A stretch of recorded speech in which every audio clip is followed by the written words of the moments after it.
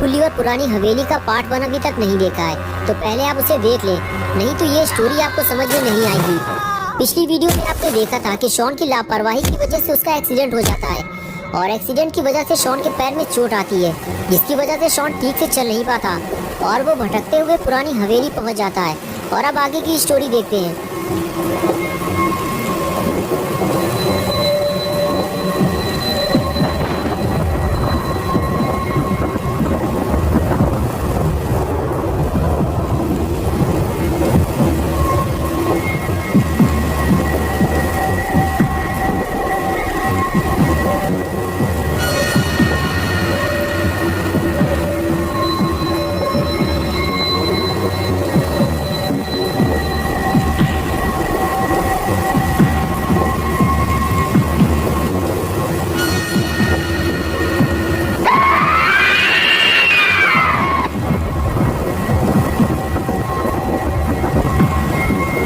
गुल्ली और बुल्ली भी अब काफी परेशान हो चुके हैं क्योंकि शॉन दिन में 3:30 बजे घर से बर्गर लेने के लिए निकला था, लेकिन अब रात के 8 बज चुके हैं और शॉन अब तक वापस नहीं आया है। शॉन का फोन भी स्विच ऑफ है और किसी को नहीं पता शॉन कहाँ चला गया है। गुल्ली और बुल्ली भी बर्गर शॉट जाकर वापस आ चुके हैं, लेकिन शॉन वहाँ गया ही नहीं था। बुल्ली गुल्ली को यही समझा रहा है कि तुमने शॉन को जहाँ भेजा था गुल्ली, शॉन वहाँ गया ही नहीं था, बल्कि वो कहीं और से बर्गर लेने चला गया होगा।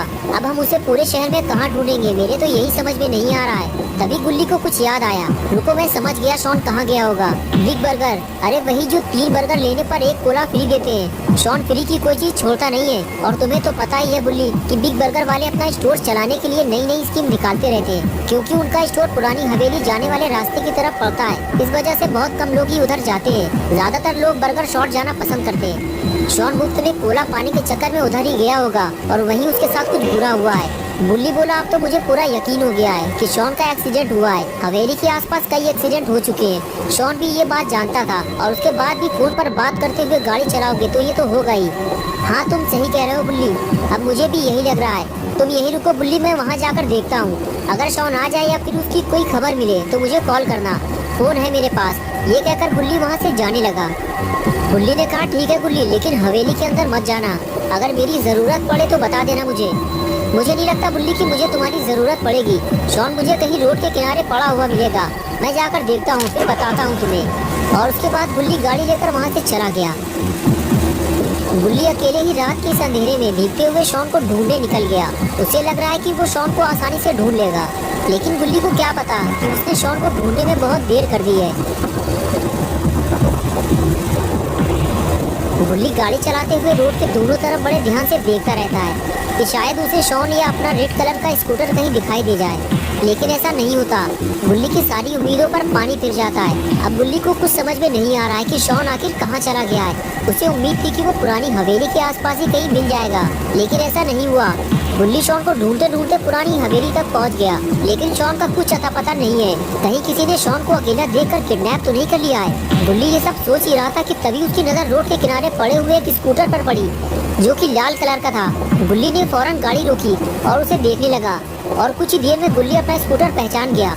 अरे ये तो अपना स्कूटर है। बुल्ली ने सही कहा था कि शॉन का एक्सीडेंट हुआ है, पूरा स्कूटर तो टेढ़ा मेढ़ा हो गया है, लेकिन शॉन कहाँ है। बुल्ली शॉन के बारे में सोच ही रहा था कि तभी पीछे से किसी ने बुल्ली को आवाज दी। बुल्ली ने फौरन पलट कर देखा तो सामने एक मोटा ताजा आदमी खड़ा हुआ था, जो बुल्ली को अपने पास बुला रहा था। बुल्ली को लगा कि शायद ये आदमी शॉन के बारे में कुछ जानता होगा, इसलिए बुल्ली उस आदमी के पास जाने लगा। पास जाते हुए बुल्ली ने कहा, क्या हुआ पहलवान अंकल, आप इस एक्सीडेंट के बारे में कुछ जानते हैं क्या? तमीज से बात करना मुझसे, कद्दू पहलवान नाम है मेरा, हड्डियाँ तोड़ डालूंगा मैं तुम्हारी। लेकिन मैंने बदतमीजी क्या की है जो आप मेरी हड्डियाँ तोड़ डालोगे? तुम्हें घबराने की जरूरत नहीं है मोटू, मैं इस वक्त बहुत ज्यादा गुस्से में हूँ, इसलिए ऐसा बोल दिया। चलो अब इस गाड़ी को किनारे लगवाने में मेरी मदद करो, इस गाड़ी की वजह से मेरा एक्सीडेंट होने वाला था। वक्त रहते मैं संभल गया, वरना पता नहीं क्या हो जाता। चलो अब काम पर लग जाओ, वरना हड्डियाँ तोड़ डालूंगा मैं तुम्हारी। और फिर कद्दू पहलवान बुल्ली के साथ मिलकर गाड़ी हटाने लगा, लेकिन गाड़ी मिट्टी में धंस चुकी है, इसलिए कद्दू पहलवान अकेले इस गाड़ी को नहीं हटा सकता। इसीलिए उसे बुल्ली की मदद लेनी पड़ी और आखिर दोनों ने मिलकर गाड़ी को किनारे लगा दिया। पहले तो कद्दू पहलवान गुल्ली को एक छोटा मोटा बच्चा समझ रहा था, लेकिन जब गुल्ली ने कद्दू पहलवान के साथ मिलकर गाड़ी को उठाया तब कद्दू के समझ में आया कि गुल्ली भी बहुत ज्यादा शक्तिशाली बच्चा है। कद्दू पहलवान ने गुल्ली से कहा, तुमने मेरी मदद की है, अब बताओ मैं तुम्हारी क्या मदद कर सकता हूँ। गुल्ली ने कहा, वो देखो सामने वो रहा मेरा स्कूटर जो एक्सीडेंट के बाद टेढ़ा मेढ़ा हो गया है। उसे मेरा दोस्त शॉन चला रहा था। स्कूटर तो मुझे मिल गया है, लेकिन मेरा दोस्त का कुछ अता पता नहीं है। अगर आप चाहो तो उसे ढूंढने में आप मेरी मदद कर सकते हो। कद्दू पहलवान ने कहा, ठीक है चलो उसे ढूंढना शुरू करते हैं, बताओ कहाँ ढूंढना है उसे। गुल्ली बोला, चलो पहले हम स्कूटर के आसपास ढूंढते हैं उसे, और अगर वो यहाँ नहीं मिला तो फिर हमें हवेली की तरफ जाना पड़ेगा। लेकिन हम हवेली के अंदर नहीं जाएंगे, बस आसपास देखकर वापस चले आएंगे, क्योंकि गुल्ली ने मुझे अंदर जाने से मना किया था कि हवेली के अंदर मत जाना, वहाँ भूत भी हो सकते हैं। भूत? तुम्हारा दिमाग तो ठीक है, मैं हड्डियाँ तोड़ डालूंगा तुम्हारी। भूत जैसी कोई चीज़ नहीं होती है, समझ में आया तुम्हारे? चलो मैं चलूंगा तुम्हारे साथ हवेली के अंदर, देखता हूँ कौन सा भूत मिलता है मुझे। गुल्ली ने कहा, हाँ मुझे भी पहले ये सब झूठ लगता था, लेकिन जब मैंने खुद इन्हें अपनी आंखों से देखा तब मुझे समझ में आया कि भूत होते हैं। चलिए कद्दू अंकल, मैं इस तरफ शॉन को ढूंढता हूँ और आप रोड के उस तरफ शॉन को ढूंढिए। लेकिन कद्दू अंकल ने शॉन को ढूंढने से मना कर दिया। गुल्ली बोला, अभी तो आपने कहा था कि आप शॉन को ढूंढने में मेरी मदद करेंगे और आप मना कर दिया। नहीं, मैंने मना नहीं किया है, मैं शॉन को ढूंढूंगा, लेकिन यहाँ नहीं, हवेली के अंदर। गुल्ली बोला, हम हवेली बाद में जाएंगे, पहले यहाँ तो ढूंढ ले। कद्दू पहलवान ने कहा, मैं यहाँ काफी देर से रुका हुआ हूँ, यहाँ कोई नहीं है मोटू। अगर यहाँ कोई होता तो वो जरूर मदद के लिए आवाज लगाता, लेकिन मुझे तो किसी की भी आवाज सुनाई नहीं दी। तुम्हारा दोस्त शॉन बारिश से बचने के लिए हवेली में चला गया होगा। अब चलो जल्दी, वरना हड्डियाँ तोड़ डालूंगा तुम्हारी। और उसके बाद गुल्ली कद्दू पहलवान की बात मानते हुए हवेली में जाने को तैयार हो गया। गुल्ली को अब ऐसा लगने लगा है कि शायद अब उसे डरने की जरूरत नहीं है, क्योंकि उसके साथ एक मोटा ताजा पहलवान है। शॉन को ढूंढते हुए दोनों हवेली तक पहुंच गए। गुल्ली और पहलवान ने गेट की तरफ देखा, हवेली का गेट बंद था। गुल्ली ने कहा, कद्दू अंकल शॉन अंदर नहीं गया है, अगर शॉन अंदर गया होता तो गेट खुला होता, हमें शॉन को कहीं और ढूंढना होगा। कद्दू पहलवान ने कहा, नहीं मोटू, मैं तो हवेली के अंदर जाऊंगा और तुम्हें भी मेरे साथ चलना होगा। मैं तुम्हारे दिमाग से ये भूत प्रेत की बात निकालना चाहता हूँ, और ये भी हो सकता है कि शॉन अंदर चला गया हो और उसने गेट बंद कर लिया हो, और अगर शॉन हमें अंदर नहीं मिलता तो फिर हम कहीं और चलकर उसे ढूंढेंगे। गुल्ली बोला, ठीक है, लेकिन हम अंदर जाएंगे कैसे, गेट तो बंद है। तुम उसकी फिक्र मत करो मोटू, तुम्हें हवेली के अंदर ले जाना मेरा काम है। मुझे मोटू मत कहा करो अंकल, मेरा नाम गुल्ली है।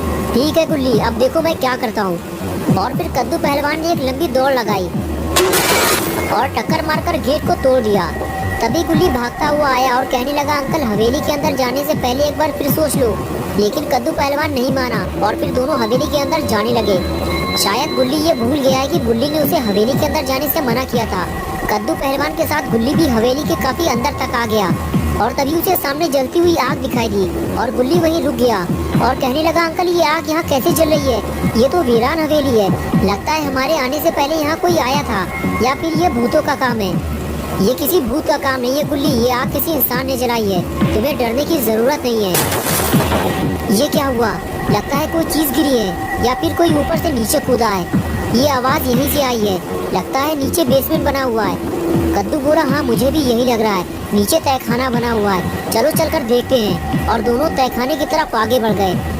दोस्तों क्या होगा जब गुल्ली और पहलवान दोनों बेसमेंट में जाएंगे, क्या दोनों मिलकर शॉन को ढूंढ पाएंगे या फिर दोनों अपनी जान गंवाएंगे, ये सब हम देखेंगे पार्ट 3 में। अगर आप पार्ट 3 देखना चाहते हैं तो वीडियो को लाइक करें, चैनल को सब्सक्राइब करना और बेल आइकन प्रेस करके ऑल नोटिफिकेशन ऑन करना ना भूलें।